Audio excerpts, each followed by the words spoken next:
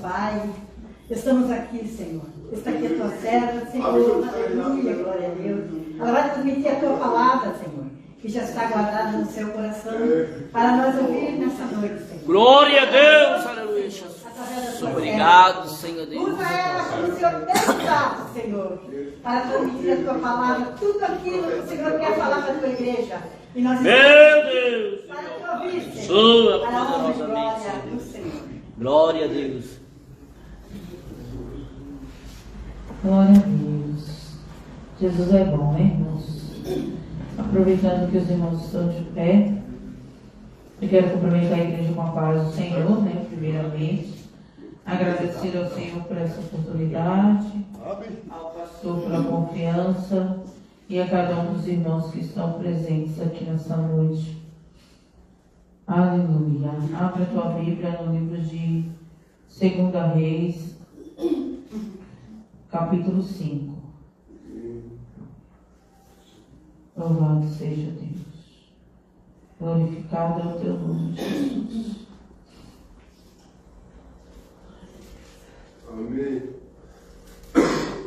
Aleluia. 2 Reis, capítulo 5, vem nos falar sobre a história de Naamã, né? Uma passagem bíblica muito conhecida da parte dos irmãos, muito ministrada, mas a palavra do Senhor ela se renova, né? E creio que Ele tem novidade para mim, para a tua vida nessa noite. Diz assim a palavra do Senhor a partir do versículo 1.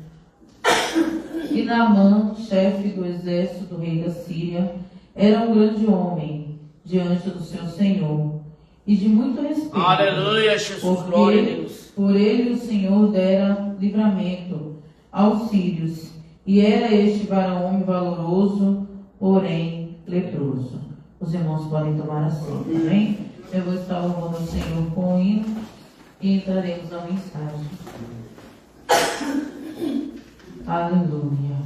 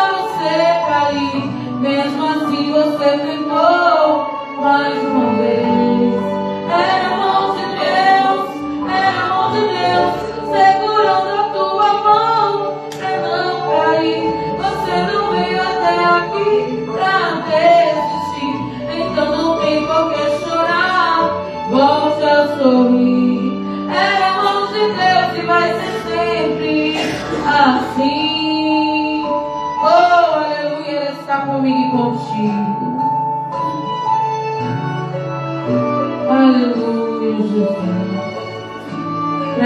Glória a Deus, aleluia. um mistério aí dentro, uma força que excede entendimento, a razão para ter chegado até aqui. Tem alguém que esteve do seu lado em toda a trajetória, alguém que conhece até o fim da história e me trouxe até aqui pra te dizer. Lembra quando estava por um fio pra desistir, quando faltou isso aqui pra você cair, mesmo assim você tentou mais uma vez. Era a mão de Deus, era a mão de Deus segurando a sua mão pra não cair. Você não veio até aqui pra desistir, então não tem por que chorar, volte a sorrir. Era a mão de Deus e vai ser sempre assim. Era a mão de Deus e vai ser sempre assim. Na tempestade ou na bonança, era a mão de Deus, era a mão de Deus. Oh, aleluia, a tua mão que nos sustenta, Senhor. É a tua mão que nos orienta, que nos deixa cair, Senhor. Que nós possamos enxergar a tua mão que muitas vezes é invisível aos olhos humanos, mas aqueles que conhecem a presença do Pai, aqueles que sentem a presença dele, sabem quando ele está trabalhando, sabem quando ele está ao nosso redor, sabem quando ele está nos guardando, nos guiando, aleluia, nos alertando, aleluia. Louvado seja o teu santo nome, Senhor.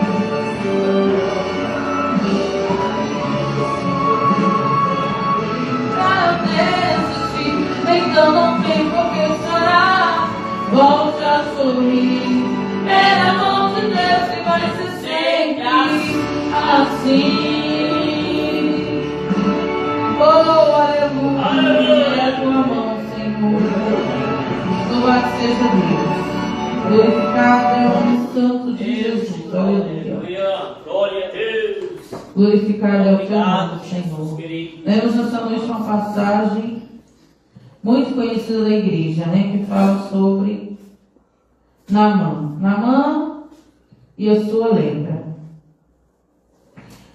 Quando eu estava estudando a respeito dessa palavra, o Senhor me levou para outras pessoas e outras situações parecidas com a situação de Naamã. E então eu coloquei por título dessa mensagem: As guerras que ninguém vê. E todos nós, irmãos, temos aquelas guerras invisíveis aos olhos dos homens, mas que o Senhor ele conhece. Existem orações que são feitas na intimidade com o Pai. Aleluia!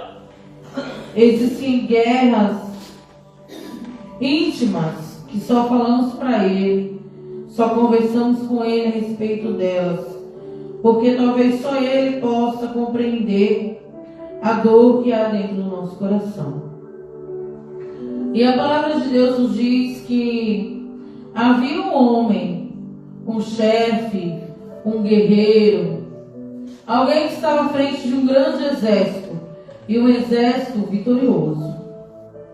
E a Bíblia vai nos dizer que enquanto Naamã estava ali no meio da guerra, enquanto ele estava à frente daquele exército, vestido com a sua armadura, com as suas roupas, de guerra, aos olhos de todos ele era um vitorioso.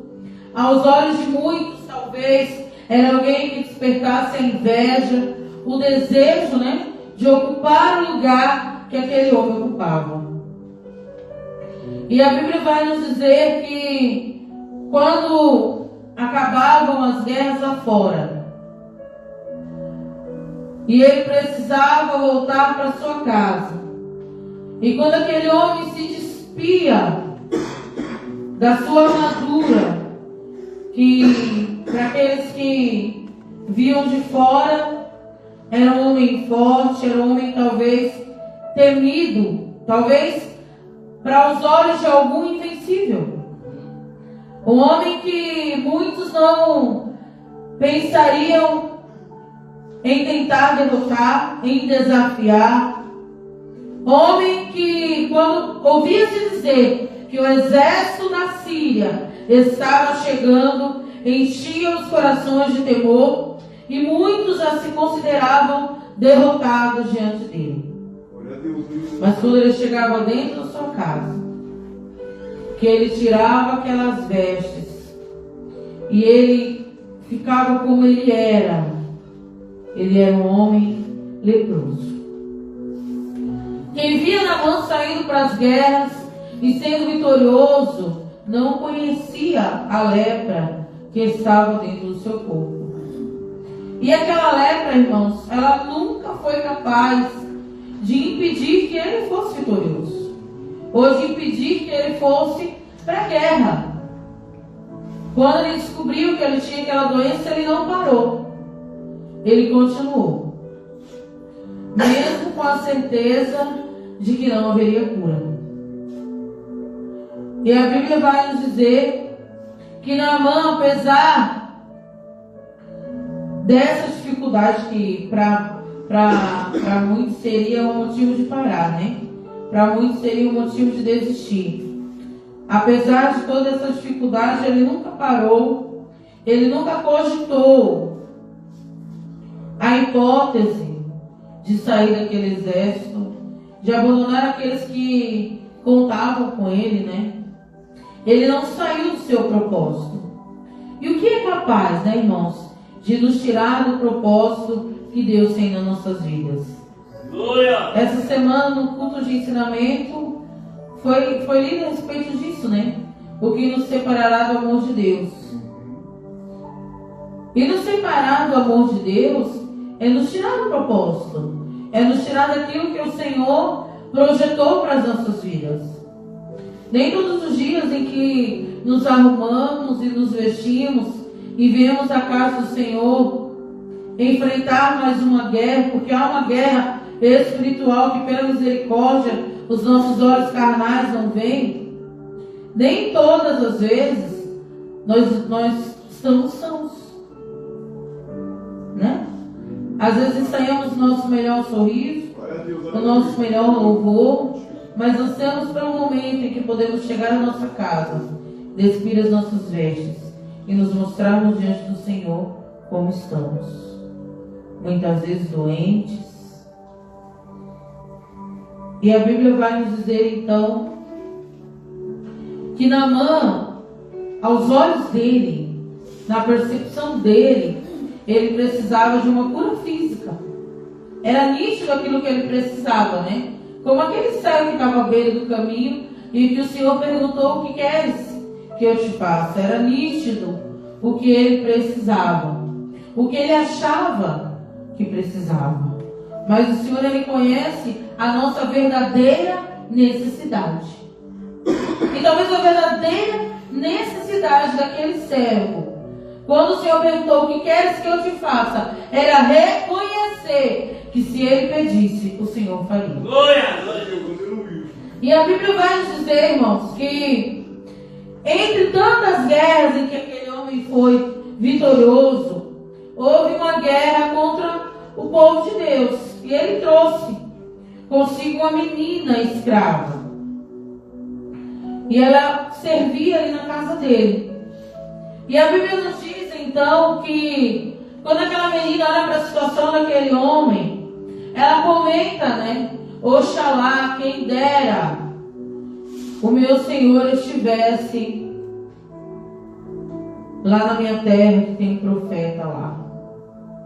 E a Bíblia vai nos dizer que, embora Naamã tenha sido vitorioso sobre aquele povo, a qual aquela menina tinha vindo escrava, Ele creu nas palavras do que aquela menina disse. Ele acreditou que talvez aquela seria a sua última opção. E muitos irmãos chegaram à casa do Senhor como a última opção. Aquela mulher do fluxo de sangue, Jesus foi a última opção dela. A Bíblia diz que ela gastou tudo que tinha. 12 anos. Aquela que andava encurvada por 38, também. Foi a última opção. E às vezes chegamos à casa do Senhor em busca de algo físico, de algo material, de algo familiar. E às vezes Ele é a nossa última opção. Às vezes já fomos a muitos médicos, fomos procurar em outros lugares que pregam Deus diferentes e crenças diferentes. E outrora alguém falou sobre Jesus. E talvez a primeira vez que você adentrou a este lugar, ou a primeira vez que você se dispôs a ouvir uma palavra, tenha sido a tua última opção. Não tem gente que diz isso. Oração não vai fazer mal, né? Às vezes a pessoa está passando por algo, às vezes está no leito de enfermidade, e nós oferecemos a oração, né? Com fé de que cura, com fé de que o Senhor ouve e responde, e que Ele pode agir, e as pessoas aceitam como se fosse um copo de água.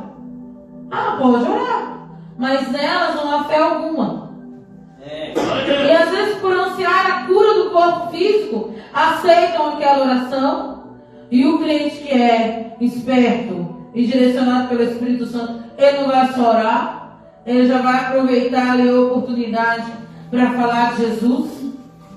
E aquela pessoa que às vezes almejava apenas por uma cura terrena, que daqui a 20, 30, 40 anos não vai fazer com que ela permaneça viva, e ela recebe a cura que vai mantê-la na eternidade. Glória a Deus.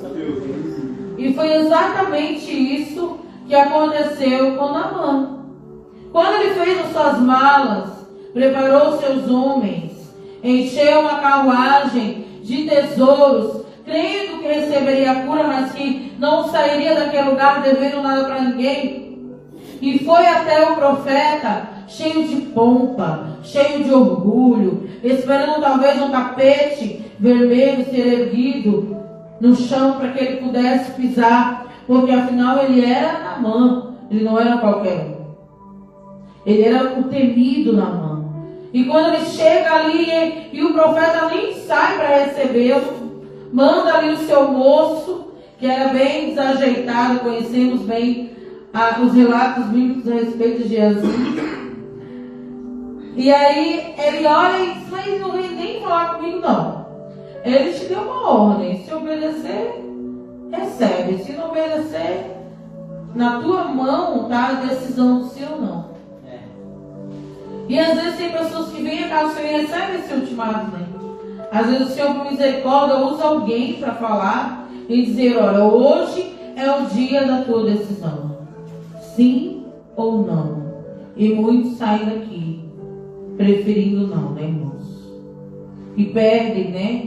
Muitas vezes não só a sua vida eterna, mas às vezes a sua vida física, porque às vezes o Senhor está dando a última oportunidade. Eu já fui em muitos cultos em que eu vi o Senhor usando os servos dele para falar, né? Essa é a tua última oportunidade. E às vezes nem essa palavra, né, é capaz de quebrantar o coração endurecido, o coração orgulhoso. E a Bíblia nos diz que o homem fica bravo, mas tem ali um servo deles. Não, mas o que é que custa? Tu não já veio até aqui?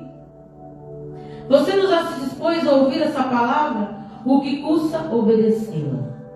E às vezes nos custa tanto, né, irmãos? Obedecer a palavra de Deus. Obedecer aquilo que o Senhor nos manda fazer. E às vezes é simples. Só que às vezes não é o que eu quero. E muitas vezes perdemos de sermos curados espiritualmente porque não queremos obedecer coisas simples. Queremos que um anjo desça, uma luz resplandeça, uma trombeta toque, e às vezes só o abrir da palavra de Deus Ele já está nos direcionando. E a Bíblia nos diz que por conta do conselho do servo, ele resolve mergulhar naquelas águas. E que não foi no primeiro mergulho que Naamã saiu curado. Ele teve que mergulhar mais vezes, né? Ele teve que ir no mais profundo. E é isso que muitas vezes nós precisamos para sermos curados na nossa alma pelo Senhor. Às vezes as pessoas querem ficar ali no rasinho, molhar só o pé. E o Senhor quer o quê? Profundidade. Sabe por quê? Quem aqui sabe nadar e já mergulhou, quando você está lá embaixo da água, você não ouve nada que está lá em cima. Quando você está mergulhado embaixo da água, irmão, você não consegue ouvir nada do que acontece fora. E é por isso que o Senhor nos convida a mergulhar cada vez mais profundo, para calar as vozes externas e podermos ouvir a voz do Mestre, porque Ele fala aqui dentro. E a Bíblia nos diz que quando aquele homem mergulha e pela 7ª vez ele sai limpo daquele lugar, a cura da lepra dele foi o menos importante. A Bíblia vai nos dizer que através dessa cura, através do sobrenatural do que aconteceu ali, porque era algo que ele nunca havia visto. Ele nunca tinha ouvido falar de alguém receber uma ordem e de um Deus tão grande, tão maravilhoso, que não precisava de uma imagem, porque os filhos eles eram idólatras, de sacrifícios, de presentes. Por que levam presentes? Porque eles estavam acostumados a levar presentes para os seus deuses, a comprar aquilo que eles queriam, receber de graça uma cura tão maravilhosa, de uma forma tão simples. Aquilo impactou a vida daquele homem e ele percebeu que nada era os tesouros terrestres, de que para Deus nada daquilo era importante. E a Bíblia nos diz, irmãos, que quando aquele homem sai limpo daquele lugar, o Senhor não limpou sua lepra de Naamã, o Senhor transformou a sua alma. Porque a Bíblia nos diz que ele fala para o profeta: me deixa levar um pouco do que eu matei, irmãos. Ele acreditava que o Senhor habitava ali. E que se ele levasse um pouco daquela terra para onde ele iria, o Senhor iria com ele. Ele acreditava que se ele se prostrasse diante do Deus de Eliseu, na terra que ele levasse daquele lugar, o Senhor ouviria suas orações. E ele pede para que ele leve um pouco de... Veja só, o homem que chegou lá cheio de riqueza, cheio de ouro, cheio de prata, pedir terra para levar. Vê se não é uma pessoa que foi transformada pelo poder de Deus. Vê se aquele homem que não ouviu uma grande pregação, ele só ouviu uma ordem e obedeceu. Ele se converteu pelo poder de Deus e ele entendeu o que era valoroso, o que era necessário para ter o Senhor com ele. Não era prata, não era ouro, não era sacrifício. Era só um pouco de terra onde ele pudesse adorar.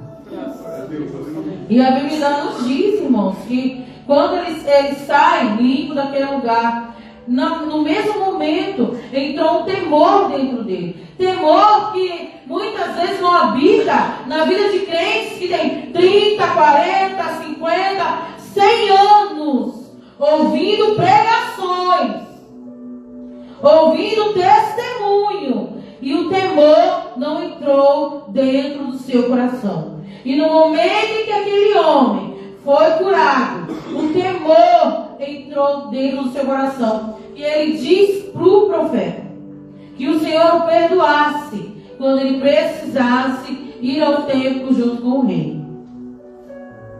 Olha que coisa maravilhosa, irmãos. Que conversão maravilhosa.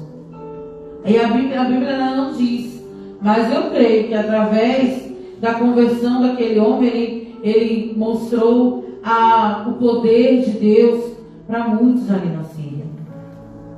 Porque às vezes o Senhor nos implanta em lugares em que a terra é árdua em que tem muito espinho e a gente não quer nascer ali, porque vai doer, porque vai machucar. Mas às vezes o fato de nós brotarmos naquele lugar é para aqueles que ainda são espinhos se tornem rosas na mão do Senhor. Mas a gente não quer, porque dói, porque machuca. Mas aonde o Senhor nos planta, a gente tem que florescer e dar fruto, né? Ainda que a gente não queira, né? E a Bíblia nos diz então que ele volta, né, ali para Síria. Ele leva um coração convertido, um coração transformado pelo poder de Deus. Aleluia! E a guerra de Naamã, aquela guerra que ninguém conhecia, ele venceu, longe de todos aqueles que viam suas batalhas.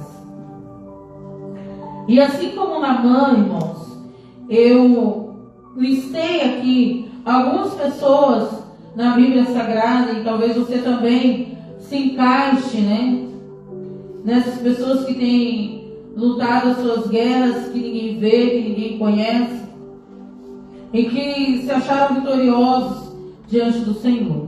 Porque são guerras diferentes, né? A guerra de Naamã era uma guerra física e que refletia no seu caráter, né? Talvez ele precisasse ser tão impotente, tão mandão, tão dono de si, talvez para tentar esconder aquela sua fragilidade, né? Talvez como um mecanismo de defesa, para que ninguém se aproximasse o suficiente para saber como ele era e quem ele era. Para tentar manter os servos, os soldados longe, para que ninguém percebesse o quão doente ele estava.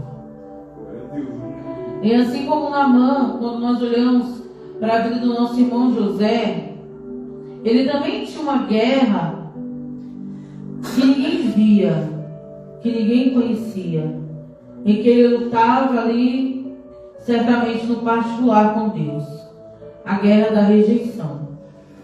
Porque quando os irmãos José, né, venderam ele para aquele, era como se fosse um camelô, né, saía pegando as coisas para vender, e ele foi parar ali no Egito, ele sofreu, sim. Eu creio que tudo que ele passou foi o Senhor forjando o caráter de José, mostrando para ele que Deus estava com ele em todas as circunstâncias, mas que haveriam diversidades, mas que ele precisava crer que na diversidade o Senhor o livraria.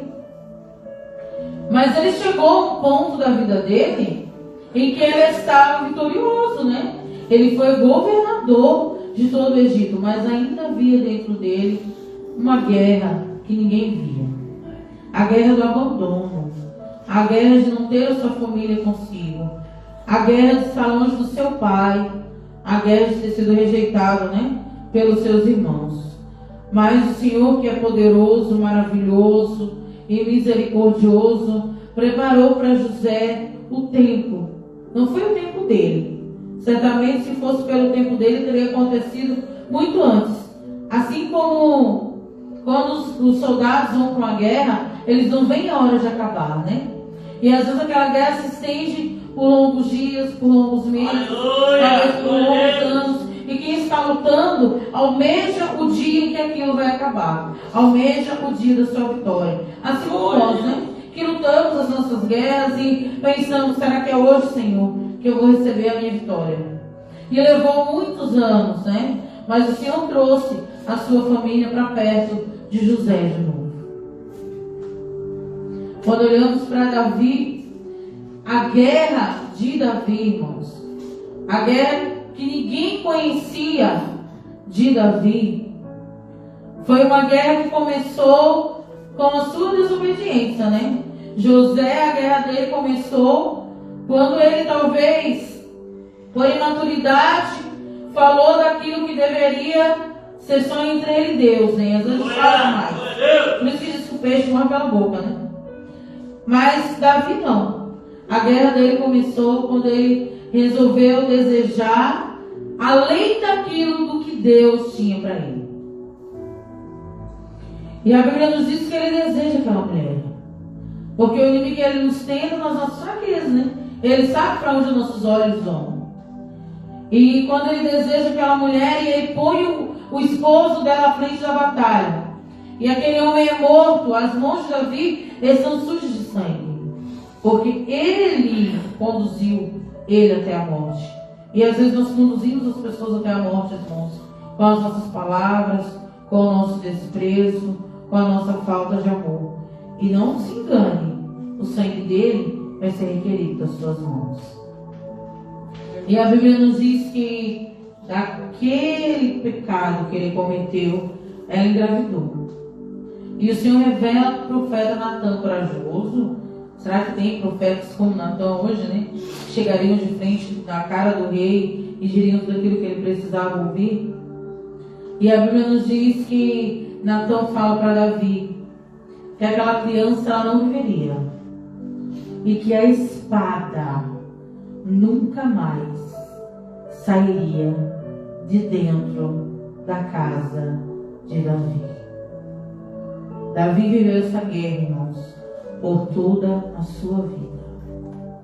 Ele viu um filho matar o outro, ele viu um filho abusar do outro, ele viu um filho tentar contra a sua própria vida. E eu creio que todas as vezes que essas coisas aconteciam, ele entrava na sua guerra silenciosa, porque ele sabia que era uma colheita que ele estava fazendo. E às vezes temos que ter maturidade para reconhecer as colheitas que estamos fazendo. Mas a Bíblia não nos diz que em algum momento ele deixou de adorar o Senhor. A Bíblia não nos fala que se em algum momento dessa guerra que ninguém conhecia, que ninguém via e que ele via acontecendo no meio dos seus filhos, a Bíblia não nos diz que ele abandonou o Senhor, que ele deixou de adorar e nem tampouco que ele deixou de ter um coração voltado para Deus. Glória a Deus, aleluia. Quando nós olhamos, irmãos, para a vida da nossa irmã Ana, ela tinha uma guerra visível, que Penina estava ali, braço, perna e tribulação, mas havia dentro de Ana também uma guerra que ninguém via. A guerra entre ela, a sua esterilidade, o Senhor, o poder que havia nas mãos de Deus e que não chegava até ela. Porque ela conhecia o Senhor. Eles subiam para sacrificar. Eles conheciam tudo aquilo que Deus já havia feito. Mas ela não alcançava o poder de Deus na vida dela. Havia uma guerra que ninguém conhecia. E talvez as pessoas, quando viam Eucana subindo a sacrificar com as suas esposas, seus muitos filhos, e a Bíblia diz que a porção, de Ana era maior, muitas pessoas não entendiam como, se ela é a menor da casa, porque ela era o número menor, e ela não tem filhos. E ela lutava ali a sua guerra silenciosa, Tão silenciosa que chegou o dia que ela chegou no templo e a Bíblia diz que ela balbuciava, mas que não saíam palavras da sua boca. E muitas vezes, irmãos, nós nos encontramos assim. Nos falta palavras para descrever aquilo que a gente está sentindo. E eu quero encerrar falando da guerra de uma outra mulher, chamada Isabel. Quando eu estava estudando a palavra do Senhor, a Bíblia diz, irmãos, que quando Zacarias, o esposo de Isabel, ele entra no templo para sacrificar e para pedir perdão, pelos pecados que as pessoas cometiam, eles iam com a cordinha, porque se o trem estivesse feio lá dentro, alguém puxava. E aí, se entrar de qualquer maneira. Ainda bem que vivemos o tempo da graça, E a Bíblia diz que quando ele entra ali, o anjo fala para ele que a sua esposa, seria a mãe, e ele duvida, e o anjo diz que ele vai ficar mudo, e ele fica, e quando ele volta para casa, depois de alguns dias, Isabel, ela concebe, e ela engravida, e a Bíblia nos diz que por 6 meses ela se calou. E a Bíblia nos diz que ela fala uma palavra quando eu estava lendo, me tocou profundamente. Eu disse, meu Deus, né? Qual era a dor dessa mulher, irmãos? Porque naquele tempo, uma mulher que ela não concebia, ela era rejeitada, né? Porque se contava com os filhos para o trabalho, para tudo. Então, assim, era uma doença terrível. Ela era rejeitada, o esposo às vezes tinha que pegar uma concubina, casar de novo. Então, assim, era uma vergonha, né? Era apontada. Quando casava, as pessoas já ficavam esperando o tempo, né, em que aquela mulher daria a luz. Aí os anos foram se passando, se passando, e nada de Isabel conceber. E aí quando ela concebe e ela engravida, diz assim aqui em Lucas, capítulo 1, no versículo 24. E depois daqueles dias, Isabel, sua mulher, concebeu, e por 5 meses se ocultou, dizendo: assim me fez o Senhor, nos dias que atentou para mim, para destruir o meu opróbrio entre os homens. E opróbrio significa vergonha. Então, não só na vida de Isabel, como na vida de Naamã, como na vida de José, né, que não tinha sua família ali, as pessoas, mas é filho de quem? Não tem irmãos, está perdido no mundo. Onde estão seus familiares, né? Assim como na vida de Davi, que via os seus filhos irem à ruína. Tudo isso causava vergonha. E as maiores guerras, irmãos, que a gente enfrenta no nosso particular, são guerras que nos causam vergonha. Você tem vergonha até de pedir para que o irmão te ajude a interceder por isso. Então você trava uma guerra particular com Deus. E você pede para que o Senhor, qual será o dia em que o Senhor vai te tirar do opróbrio? Qual será o dia em que você não será mais envergonhado, em que você não será mais apontado por conta daquilo que você tem passado? Aleluia. E eu creio que por muito tempo Naamã vivia esse opróbrio, né? De ser um homem leproso. Por muito tempo Isabel foi apontada porque Zacarias era sacerdote e ele precisava de alguém para continuar a linhagem de sacerdote. E as pessoas questionavam: quem vai ser sacerdote depois dele? Não tem ninguém? Como Abraão, né? Quem vai herdar tudo isso? E eu creio que para Abraão e para Sara, o fato deles também não terem um filho era um motivo de opróbrio, era um motivo de vergonha. Mas eu quero dizer nessa noite que aquele Deus, para quem você conta o motivo do teu opróbrio, aquela oração que você não tem coragem de falar para ninguém, aquela dificuldade que você tem vergonha até dizer em voz alta para que ninguém ouça, nem você quer ouvir aquilo que você tem orado ao Senhor. Ele sabe, Ele conhece. E no tempo certo, assim como Ele fez na vida de José, assim como Ele fez na vida de Ana, assim como Ele fez na vida de Naamã, que nem conhecia o Senhor, Ele vai te dar a vitória. E Ele vai tirar esse opróbrio da tua vida. Só não deixe de clamar, só não deixe de buscar, e não cesse de crer que Ele está contigo e que no tempo certo Ele vai te dar a vitória. Amém? Eu quero agradecer a minha oportunidade em nome de Jesus. Glórias a Deus. Meus amados irmãos, palavra maravilhosa da parte de Deus. Aleluia.